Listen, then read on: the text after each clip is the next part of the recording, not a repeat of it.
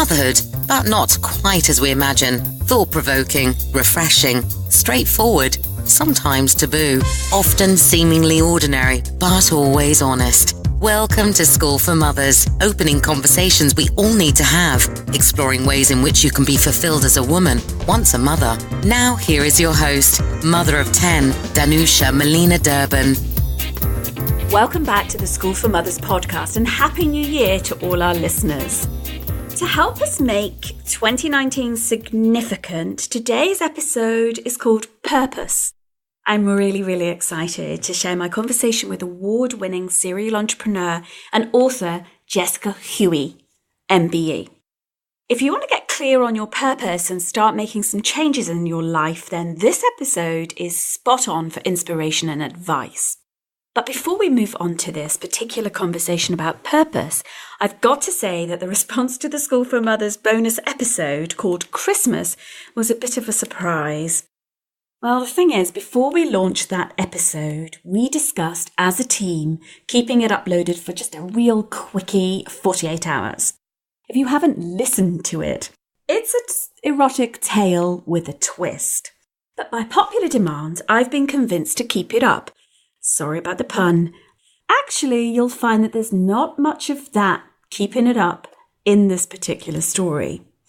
Anyhow, the thing is, I'd been promising to share bonus content for quite some time, and I couldn't have guessed that this kind of episode would be my first one. To be honest, it was great fun to record and seems to have hit just the right spot. So, given this great success, there were hundreds and hundreds of downloads, and I was really excited that I shared it on LinkedIn, which was a little out of my comfort zone, I can tell you. But because of this success, I'm going to go ahead and begin to record other bonus content. Can't promise you eroticism, but I can certainly promise you that you'll enjoy it. The feedback for the Christmas one was so good.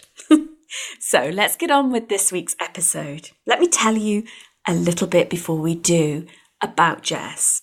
She's a highly successful entrepreneur. She founded Colorblind Cards and JHPR. That's an award-winning public relations boutique PR agency.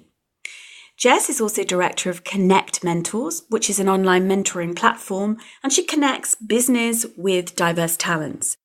And in 2018, Jess became the author of her book, Purpose, Find Your Truth and Embrace Your Calling. Hence, this episode called Purpose. Jess is also the winner of the Daily Mail's Enterprising Young Brit Award and labelled as one of Britain's most inspiring entrepreneurs by the Evening Standard paper. She enjoys an international public speaking career and sits on Glamour magazine's Power List as one of the UK's most influential women. Jess received an MBE in 2014 for services to entrepreneurship and her positive influence on the community. She hosts monthly PR workshops at the historic venue, the British Library. It's such a beautiful place. I love it. And also, I've attended one of her monthly PR workshops. They're really good. She has this training for small business owners. So in 2016, she also launched the acclaimed annual Passion into Pounds event alongside lifestyle and parenting blogger Honest Mum. Now, Vicky is soon to feature as one of our podcast guests. I'm really excited. I know Vicky's wonderful too. So in fact, Jess and Vicky, what a combination. They're amazing. So, this conversation is bound to help us all as we think on purpose and what we'll make of 2019. Let's dive in, shall we? On today's podcast, I'm super excited to welcome special guest Jessica Huie. And, it's taken a while. This woman is one of the busiest women that I know in the UK. And there are some very, very busy women. But Jess she's everywhere. And I'm not surprised because she's got a best-selling book out this year called Purpose. And hence, this episode is called, funnily enough, Purpose. And I really thought that it would be an amazing gift to listeners for us to start 2019 with our focus really clearly on what it takes to get kind of really clear on our purpose. So welcome, Jess. It's lovely to have you here. Yeah, it's lovely to finally catch up, isn't it? Sorry, it's taken a while. Yeah, no, but I mean, tell us, what have you been up to? Well, I mean, as we get, you know what it's like as you get closer to Christmas, the kids' social diary becomes even more packed than your own. So a lot of family, business, life, juggling. But yeah, I mean, it made me cringe a little when you said I'm one of the busiest women that you know, because it's not something that I aspire to be anymore. No, I know. It's the opposite, isn't it?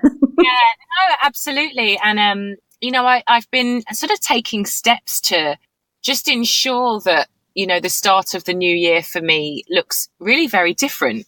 And that's been a sort of brave and exciting process to go through, just to realize that there are things that I've been doing for a long time, like running my PR business, that actually it's time for me to park, to create more space for the things that are more aligned to where I am today, to fill that space. So, but it's a process, isn't it? So in making that really big decision, which I did quite recently, there's still lots to do in order to get to that space. So yeah, it's a really courageous set of decisions, isn't it? And it kind of takes the emotional readiness to do that before you ever get to the actual practicalities and the logistics and the telling people and the closing and not necessarily closing, but the kind of surrendering either to other people or. So what are you going to do with the PR agency?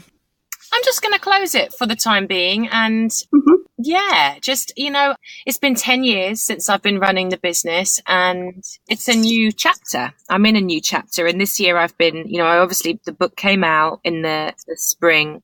I'm still promoting it, and I'm still running my monthly workshops at the British Library and consulting and running retreats. And so it's not as if I have a kind of blank diary by any means.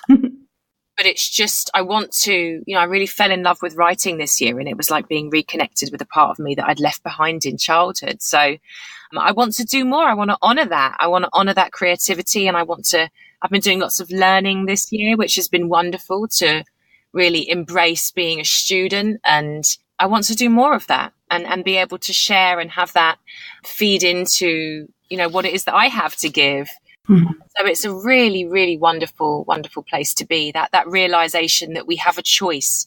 And just because we've done something for a very long time and we're known for doing it, so often we hem ourselves in to this concept of who we are, which is really a big theme in purpose. And so in many ways, it's just me kind of walking my talk to the nth degree. Exactly. I can't help but hear that, having read the book. So walk us through the kind of the brief outline of what it has taken you, because it is basically a question about the book as well as you're walking the talk. So what's the outline of the steps that you have been taking to get to this place that's this really sacred place of realizing you're at choice?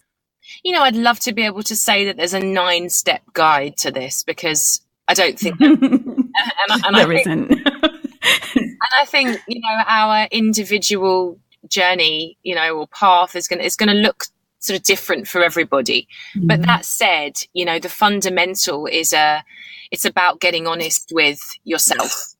And even to do that, we have to slow down long enough to check in with ourselves. And I know in my case, and in the case of so many of us, we're on autopilot, and we're kind of constantly doing, and we don't have that pause where we even ask ourselves how we are and what we need. So I would say that is the first. It's making yourself a priority. And that's really true self-care. Self-care isn't about anything external. I feel in some ways that the sort of self-care or wellness industry has almost been hijacked and has replaced this idea that lipsticks and, hairdos are, and weight loss is the key to feeling great. Suddenly it's about bath oil. Well, actually, no, it's not. It's all internal. There are nice tools, and I love bath oil as much as the next woman or man. But yeah, it's honoring yourself enough to say, you know what, I need to prioritize finding a few moments, even if it's just first thing in the morning, to write down 3 words which sum up how you're feeling that morning. because otherwise what happens is we very quickly suppress and plaster over those feelings with coffee and with, emails that need to be responded to and the school run and whatever. And then once we know how we are, then we can start to explore what it is and isn't that's not working. Those might be practical things, and they may also be personal habits and relationships and ways of being that we've outgrown or it's time to evolve from. Yeah, exactly. That check-in is so crucial, isn't it? So do you wake at a certain time? I know you have kind of 15 minutes of stillness. Are you still doing that? Yeah, but it shows up in different ways. I mean, for me, movement is really key, and it might be yoga. It might be increasing in the last few months. It's been dance, which again is something that was a real passion and really lit me up as a child and a young person. So yeah. What kind of dance have you been doing? Everything from ballet to Zumba to sort of Latin. Yeah, I've just been sort of just shaking it up and just trying different things and really, really losing myself for an hour in a class or even just in my bedroom. Oh, it's great. Yeah, it's great. It's great. And it's a response to what's needed at that time. Sometimes it's not that I'm so committed to yoga in its physical form that I do that religiously. Sometimes I need more. Sometimes I need more kind of active movement. And yeah, it's a response to what I need at any given moment. I love that, Jess, because I was wondering, that's why I put it that way of, do you have that 15 minutes of stillness? Because I'd read that and I was like, okay, is that a kind of, for you, a practice that would always have to be there? And the reason I asked was because I worked for a while with a San Francisco coach who was an ex-monk, amazing guy, Chuck, his name is. And every single morning he used to go and spend half an hour in a wooden box that he'd built in his yard. And it was a little tiny enclosed area. And he used to say, Danusia, that's what you need to do. Kind of need to go and do that. And I was like, Chuck, you're crazy. I mean, like, I've got all these kids, as if I can, like, and at the time I thought he was completely insane. And every other way, his advice was fabulous. His coaching was great. But I was like, no way. And partly because for me, body movement is so crucial. And, we call them dance breaks. Suddenly in the office, we'll suddenly crank up a piece of music to shift the energy. And it's whatever is needed, as you say. And so I'm, first of all, getting in touch with self, where you are, and then responding to that. But if we don't take the time, then, as you say, you just kind of get swept along by life. And it's very, very hard to find who you are and what you want and make it happen from a place of crazy busy. It's really, really difficult. It's why I live by the sea. One of the reasons I live like 30 seconds away from the sea and maybe 60 if I'm really slow. And just to watch the movement and to be out in nature is so very, very important. So, but you were a dancer as a young girl? Yeah, I wanted to be a ballerina for a long time. So, but yeah, kind of 3-4 nights a week, I'd be at dance clubs. And yeah, it's a meditation. And just to come back to your point about the San Francisco coach, I think it's not to poo-poo this, because the thing with having a practice is that it builds discipline. And I think that when we make a decision to shift from being externally focused or solely externally focused to honoring the internal, it requires new habits.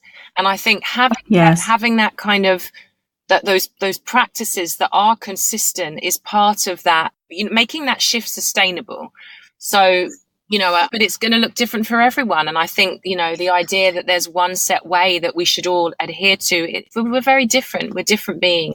Yeah, exactly. And I love that you've said discipline, because one of the links that I can hear and actually we share is because I don't know if you know, but I was at the Royal Ballet as a child. I was a scholar. Wow. So my childhood life goal.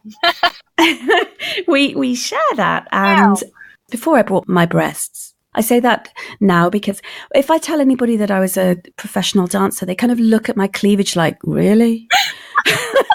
This is the first time I've said this on this podcast. So I'm breaking new ground here. But I'm like, I can see them thinking, what, those babies in a tutu? Are you kidding me? So I've just got completely honest, like, yeah, I bought them. Okay. I didn't have any like that. So, but anyway, I digress. But the thing in dance, of course, is that the meditative nature of the discipline technique it sets you up for life. So it's not whether we become the prima ballerina. It's not really that. It's that it's those habits and the ability to be disciplined. I see that in working with top teams, successful people have the ability to be disciplined, but have the adaptability to have emotional intelligence as well around what they need in any moment. So it's the ability to have both. And I can hear it as you're talking about discipline being really important, but flex as well. And I'm wondering what habits you've let go of then. Oh gosh. Well, probably quite a common one is waking up and looking at the phone as the first thing, looking straight at the email. I have a buffer now. There's really until I leave the house and have dropped my son. Occasionally I cheat a little bit, but I've made that transition from being present with him that so in with my mummy mode, that I allow the outside world and its needs to penetrate my psyche. And before I get into my mum mode, I've got that period, where I've set my alarm to wake up before he does, to have that time to write my 3 words or my 3 pages of morning pages, my meditation, whatever it is, even if it's just me and my hot water and lemon. So it's ever evolving. I mean, goodness, this has been kind of 10 years of, it's a really good question. Which habits have I let go of? Making others responsible for stuff, that would be a kind of pivotal moment. That was one of the earliest ones, which is that recognition that we're responsible. I think when we've worked on ourselves, we take it for granted, don't we? That sort of simple idea that we are responsible for our lives. But before you do, it's a revelation, Yes. And then more recently, caffeine. Caffeine, I kind of have started to become much more aware of my cycle, my menstrual cycle as a woman and how that fits into the broader cycles of nature. And that's also been really groundbreaking for me to start to track my moods and my energy levels at any given time in the month. And therefore to respond to that with the changes that, are dietary and also what I put in my diary at any given time during the month.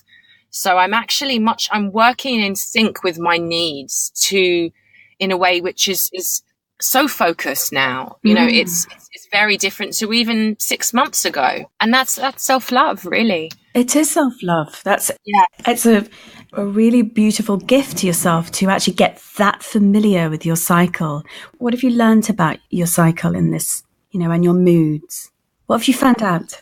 I've learned that the day before, particularly the day before, that PMS day, that actually I can track my huge outbursts or this moment in time where I can become a real kind of saboteur to that day. And there's a little sadness to recognize that probably, if I'd been doing this 20 years ago, if we'd been taught this as young girls, that actually historically, if we look back and still in some of in certain cultures today outside of the West, particularly, that time of menstruation is a time for hibernating and for going inward. Yes. And actually there's a real wisdom and insights that can be gleaned from that time during the month. But, here in the West, we just churn through. We have one mode throughout the month. PMT is kind of there's a stigma around it. It's almost as if we're caricatured as becoming a little bit crazy once a month. And that's all because we're so disconnected.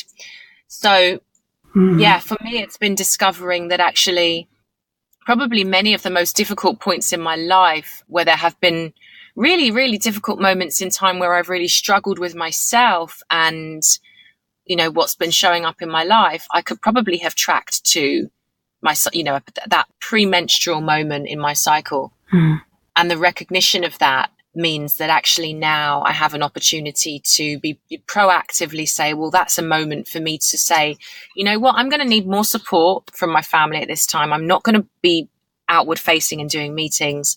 And therefore, I'm really available to meet how I'm feeling and what's showing up with an honor and not with a frustration, an acceptance and a meeting myself where I'm at. Yeah. Which is wonderful. Sounds like the consciousness that you're building about yourself is deepening and deepening. And this is another level, kind of the many layers that you've been laying down and kind of going into over, as you say, the last 10 years at least. And I'm curious whether you use an app at all around your cycle. Initially I did, and I just found that there were so many. I know that there's one called Eve, and then there's another one called, I don't recall. There's a few out there. It didn't really work for me because I found there was lots of other information that was less useful for me. So it's a pen and a paper. I can tell you that I'm day 12 and it's, and therefore I'm in the spring of my cycle and I'm moving into summer, which was day 14, where I'm going to start to feel, my sort of, I feel most sexy. I feel most confident and vivacious, and I'm making things happen. And then I'm going to be moving into that sort of slow withdrawal, which is equally beautiful and holds different gifts. Yeah, exactly. Every season of the cycle has its, as you say, gifts. And I used this years ago to track my cycle for natural contraception, not because not for religious reasons or anything, but because it's very difficult for me to be on the pill because I have a certain hemiplegic migraine condition. So I couldn't be on anything like that, and other things didn't work. So I had to get really to know myself. And in that period, that phase, oh my goodness, it's so predictable. Everything, if you really, really give yourself the time to, because it takes a few months, doesn't it, to actually really start seeing the themes and the patterns. It's like, oh my God, it's a revelation actually. Yeah. And you can literally, I'm imagining that, that you'll have your patterns and mine will be mine. But the fact is there are themes of vulnerability and more tired time, a time, as you say, that kind of vivacious, outward facing, yes, a party, sexy, juicier time of the month. And then a wanting to snuggle and nest. And it's fascinating. It's beautiful. It really is. I must mention Alexandra Pope. I don't know if you've read Wild Power. Yes. And it's that for me, I've really found, the wonderful thing about being on this sort of adventure is that, the moment that you decide to, I guess, honor yourself is really what we're talking about. I've just really found that the teachers have showed up. It's almost like you take one step and then the other one appears before your feet. And I met Alexandra Pope, who is another Hay House author, at the Hay House summer party. And I really connected with her. It's a room full of, inspiring, wise authors, amazing people, as you can imagine, in a room like that. But I really connected with her and we spent quite a while talking. And then I went away and in fact, she sent me her book. And that was really my initiation into menstrual cycle awareness. And then soon enough, so I really, really recommend, it's just such a critical must read for everyone. And then doing more recently, this Well Woman yoga course that was run by Uma Dinsmore Tooley. I don't know Uma. There wasn't a downward dog in sight. And again, it was, it was just the most empowering, embodying 5 days and really linking yoga for women because, even yoga, it's become an industry. And in many ways it's become sort of hijacked by a masculine perspective and which often completely ignores the workings, the unique workings of a woman's body. And so this was a really wonderful piece of training that I did that was really rich. Thank you for that because I'll make sure that the details for Uma and Alexandra from Red School, I'll make sure that that's in the show notes because I know listeners absolutely go off and, love it when we have resources in this show. Something about the way you were talking, by the way, about this learning that you've been having over the last, particularly this year, made me think that your relationship with your husband has changed? And I am shooting from not the hip, but I'm shooting from the heart. It's much more gut intuition. So I'm going to ask you, what has changed? What's changed? We've become closer. We've become closer because, and it's not without its wobbles, because I think with any change, and I've changed dramatically. I mean, I think I'm quite a different person to the woman that he married 3 years ago. Or met 7 years ago. Very different.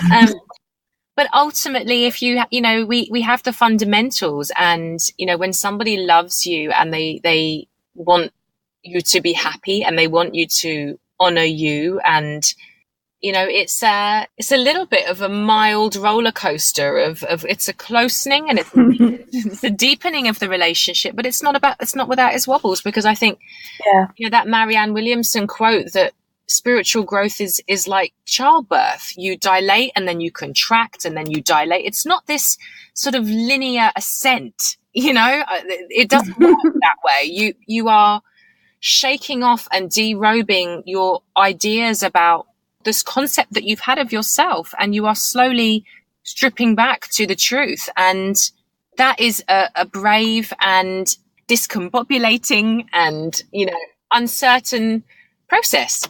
So it brings up all sorts of things in both people, I think, or in any relationship. Yeah, of course. It's, a while ago, I took a leadership course. It was a 9 months one in California, and so many of the marriages rocked. I mean, just absolutely. And I say that from both sides, because there's that rock, to rock is many meanings. It can be rocked off its feet like a roller coaster, as you say. That some of them deepened into rocking relationships and partnerships that just went to different depths and heights that they hadn't managed to get before, because of the increased honesty and truthfulness and authenticity. And others, literally rocked like a baby. They soothed, and that's really why I was asking. I could hear like, oh, you've got like really deeper and richer, and there's something, and of course that's not always easy. In fact, anything but anything worth having is rarely easy, you see. So and one of the differences so we met, I don't know, maybe 2 years ago, 2.5 years ago, something like that. Yes. Yeah, it was. You hadn't been married very long. I can remember that. And you are so soft and soft in the most delicious way, compared with the woman that I met, who was also, an amazing woman. So it's like, I can hear in the way that you relate a massive difference. And I'm guessing all of these iterative pieces of learning are, as you say, taking you closer and closer to your center of truth, of who you are. Thank you. Yeah, that's well, you're welcome. I know. Yeah, I really hear it. It's palpable. It's very moving, actually. So I would really love to give listeners the gift of pointing them in a direction, like we've already pointed them. You've already pointed them to get close to yourself, whatever way that takes. Now, if, as mothers, majority of listeners, mothers, but we also have some teams of builders, Jess, that are listening to us. We have some really great guys who write to me. So they're not having those cycles that we're talking about, but, like some generic pointers to 2019 purpose. Like, get close to yourself. Where are you? Get present. What else? Ask why. Question. So much of what we do is what we do because we've always done it, and it's what we were taught to do. Question, and often, the belief systems that we have about anything, about who we are, about the way that a relationship should be. Curious, I would say, one of the things that I've found is this insatiable hunger to learn over the past 3 years. And, you get this insight, which comes to people in all sorts of different ways. And perhaps for listeners, there may be no insight. It may just be a sort of a dull sense that there must be more for them, or a recognition that they aren't fulfilled, that, you know, even that, it's about taking that and recognizing that it's an opportunity. You know, it doesn't have to be that way, that if you will just scratch away at the surface of that dull ache, there's an opportunity there which will take your life in a completely, often a completely different direction. Sometimes it won't be. Sometimes there's subtle changes, which mean that you don't change your occupation. You know, purpose isn't, sometimes people hear purpose and they think of these lofty, you know, world changing projects, you know, that are going to completely transform your life. And it's not for them. And that's not what purpose is about. You know, purpose is about who you are for the world. So it doesn't necessarily have anything to do with what you do. It's about who you're being. Yes. I'm so glad you said that. Yeah. I am so glad, because I think people get tripped up by, I hear it. People tell me, like, I need to find my purpose, otherwise I'm not, you know, I can't live because I don't know what my purpose is. It's like, no, they're tapped into this trapped idea of some world impacting mission that they have to do. It feels like it's a bit of a leftover from a semi-coachy era a while back, like 10 years ago, when coaching hit the UK, and like, if you didn't have your purpose, you weren't on track. Yeah. And it's not that at all, is it? It's, as you said, it's who you be. Yeah. You know, it's you in the world, the undiluted self that you dare to be, and just simply are. You don't even need to dare. You just show up. You know, who are you going to show up as in the world? Yeah, it's not about, I love that undiluted self. That's a beautiful way to put it. It's not about doing, and it's not about becoming anything else. It's about, you know, stripping back who you are to arrive at the truth. That's where purpose is. That it's all there.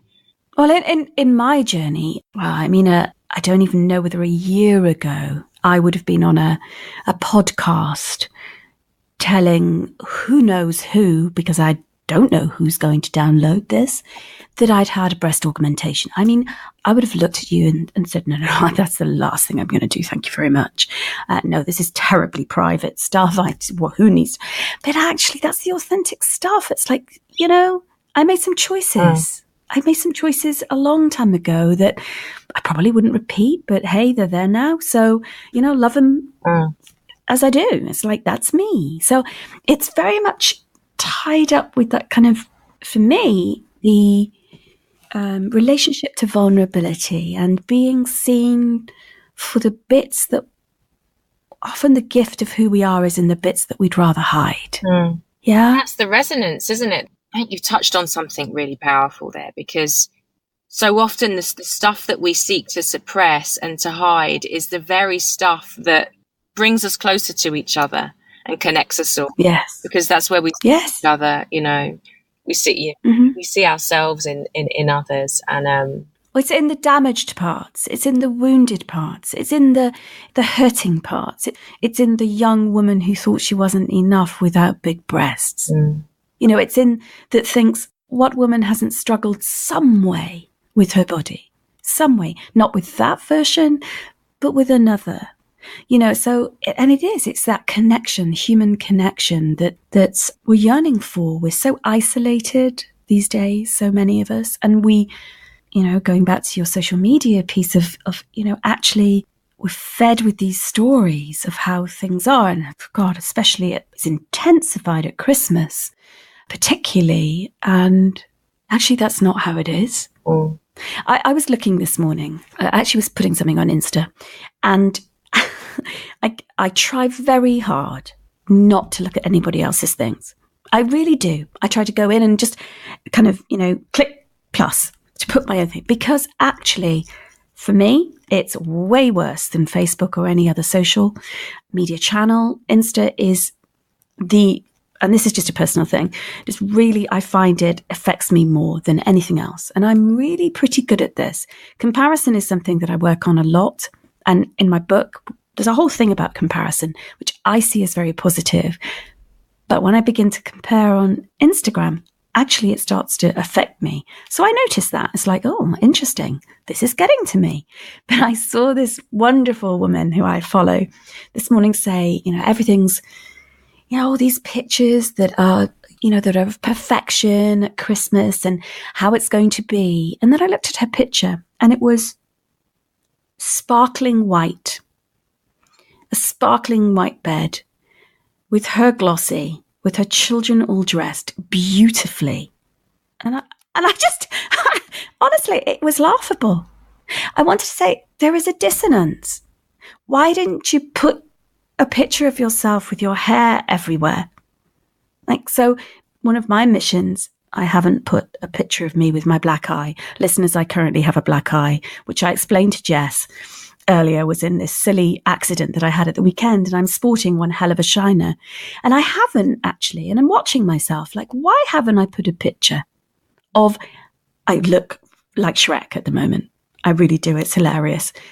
I've been out. I'm not avoiding the world, but I haven't put it on anything. Now that would be honesty. That would be like, look, this is really what I look like. Or am I going to wait until I curate? And I think this is what it is. It's a curation of self. Yeah. And, it's living to purpose is busting for me. You're the expert, obviously. So I'm kind of asking you. My sense of living to purpose is a busting of that curation of self and a love and acceptance of the woman with a black eye as much as the woman in gorgeous photo shoot pictures. That's what I want to do. I want to be proud of all of that. Is that the kind of thing? Am I on the right track here? Oh, you are. You feel you are. I don't have... One of the things that really struck me after I wrote Purpose was the response from people. Gosh, you were so honest. It's such an honest book. And it's almost as though, when we step back and just look at that statement, we are inspired or surprised or shocked when people are honest. We just think about that for a moment. That's how far removed from the truth we all are as a society, where somebody is honest and we're surprised by it because it's not normal. What's normal is, as you put it, to curate. So I think, we all do what's right for us at the time it feels right for us, because it's a process. And, it's not as if you don't have to. You're not being dishonest by deciding not to post your black eye picture, and perhaps you'll feel up to it. You don't have to, because it's also not about, it's about your relationship with yourself. And, it's not about, yes. We could get caught up in, right, I now need to expose everything to the world to your own detriment, but that's also not self-love. So it's finding balance between, what is right for you, and that's going to be at any given time, and that's going to evolve and change. Yeah, it's funny you mentioned that kind of swing to the opposite side of divulging absolutely everything, like bearing everything, because it's one of the tendencies that I've noticed recently, and it's in response to the curation of perfection, is that in the mother space, I'm getting a little bit, I'm not concerned, that's the wrong word, but just noticing that it now, because it's amazing that mothers have been able to come out and feel safe enough to say, I have postnatal depression, I've had depression, or I've had, I've suffered from anxiety attacks, etc. I think it's absolutely wonderful. But now, one of the dangers of this kind of curation piece is that if you haven't had postnatal depression, now you're not in that club. It's almost as if, does this make sense? It's almost like if you can't claim that label, that's now become that's where motherhood is. Once upon a time, it was guilt. Every mother would say, oh, I'm guilty. And actually mothers do now. And Joe Wimblegroves the other day and I were having a conversation on this podcast in the episode because you're a mother, do you have to be guilty? So we had a great conversation about this, and it became currency to be a guilty mother. And now I'm seeing it's a currency to be a mother who's struggling with depression. And I noticed that I'm wondering if that's going to become a curated thing. That's a cynical thing, but it's like, remember, I'm an ex-academic. I'm bound to look at, behavioural patterns. What do you think? I think it's observant. I think that this kind of very human need for belonging leads us to seek out cliques. And, what we have to be mindful of is applying the same separatist values to, in the name of liberation, when actually they aren't liberating at all. I mean, yes, it's been interesting to write my book and find myself operating in, I guess, what do you call it, sort of mind, body, spirit space, and discover that in an area where you might expect an increased level of consciousness or wokeness, whatever you want to call it, the clique is alive and living.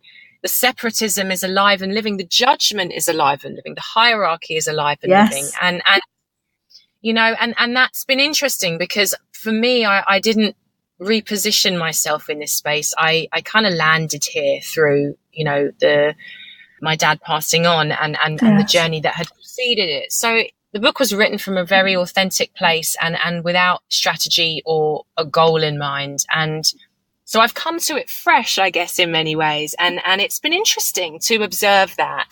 And I just think that we, ultimately that questioning is a great tool to have in our toolbox, because otherwise we can very easily find ourselves repeating old unconscious patterns just under a new guise, yes. With a new concept of self, which is every bit as separate as we were previously. Yes. Yeah.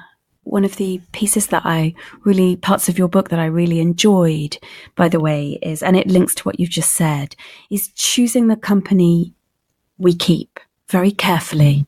Say a bit more about that. Well, I guess that there's sort of two levels, one in my experience, and one has been that proactive decision to be mindful. I've found myself, I've become increasingly susceptible and aware of the energy around me. And I have to protect that and, proactively. So where once things I might have tolerated and been party to, I'm not an angel by any means. I can and have contributed to that negative energy. Many would attest. On those PMS days. And even on some non-PMS days, work in progress. Yes. But it's that decision that, I'm affected by what's on the television and therefore I limit watching. In fact, I don't watch the news. I really cherry pick, which is why I can't continue in PR, because you can't be a PR that doesn't watch the news. I guess you can in a way. But, proactively deciding I want to be around people where I can be me. I'm going to be me regardless. And the beautiful thing about the company that you keep is the more you become, the more people will drop off. The people that aren't right for you will fall away. And they do. They do. And that's tough. And that's when you kind of question yourself, but it's again, if you're rooted and grounded and committed to loving yourself and to just being who you are, which is our God-given right. That's the point. That's purpose. Because then from that space, we can create a life which is aligned with the truth of who we are, not one which is just, is completely guided by external forces, people and ideas and boxes. So there's that. And then the second level is with those relationships which are closest to us, the family, which is often really challenging. And that's where we get our greatest sort of textbooks, if you like. And that's about boundaries. And that's been an interesting journey too. Loving yourself enough to draw boundaries and stand for yourself, which sometimes means in standing for yourself, you have to create distance. Yes. It's one of the most loving things to do, to have boundaries. And as women, we're not really taught to have strong boundaries for ourselves. We're taught to serve others and therefore are, in my experience, both for myself, but also in working with so many people, I see the very big difference between men and boundaries and women and boundaries, particularly mothers. And so we have to relearn or even learn for the first time to actually have those boundaries and be conscious about the company we keep. Something my mum used to say to me as a child, be very careful about the company you keep. I used to think, Mum, like, oh dear. And I notice it with myself now with my children. I like to draw their attention to it because it is extremely important. It's the energy. And so people deselected from my life, the closer I've become to being who I'm meant to be and to be truthfully myself, they disappear. Because they're not getting what they need. And that's perfect, actually. It's really perfect. And I think it comes back to that dilution. It's undiluted. I don't have anybody in my life, for instance, that is any female friends that are, what's the word, kind of slightly snide or slightly, I don't have any of those relationships that I hear other women complain about with their friends. And I'm like, I don't have them. I don't have anybody that would make comments that aren't wholly loving. But that has been a really conscious journey for me to surround myself with women that I can wholeheartedly, lovingly, absolutely boost, and vice versa.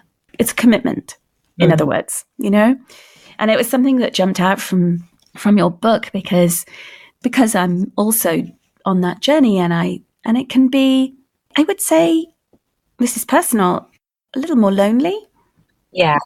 So it just takes a little bit more time and a bit more, takes discernment and a bit more, I don't know, effort, but rigor, is it? Cleanliness? It's like a clarity. Yeah. So, and a bit of courage too. Yeah. Because often it's not habitual to, what's normal. It's a less authentic, I don't know, it's a less authentic level of what friendship is. And it's it's often a bit murky, and it's an opting out, from the protocol, I think. And that's where the loneliness comes in, because you're choosing yourself.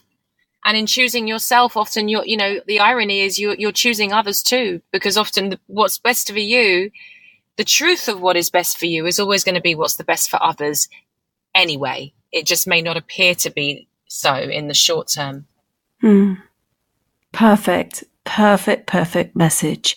So this episode and this conversation is littered with so many nuggets of wisdom around finding purpose in 2019. I can't thank you enough, Jess. Such a pleasure. Thank you so much. And that's all I can say. It's been absolutely gorgeous. And I wish you really big, happy new year. Look forward to seeing you in 2019. And big hug. Lots of love. Maybe I heal quickly. Thank you very much. Bye. Wow, what a way to kickstart 2019. Jess's insistence on slowing down and really finding herself is perhaps counter to the way many of us come at January.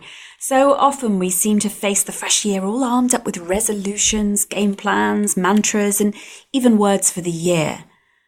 Jess really reminded me to be in deep connection.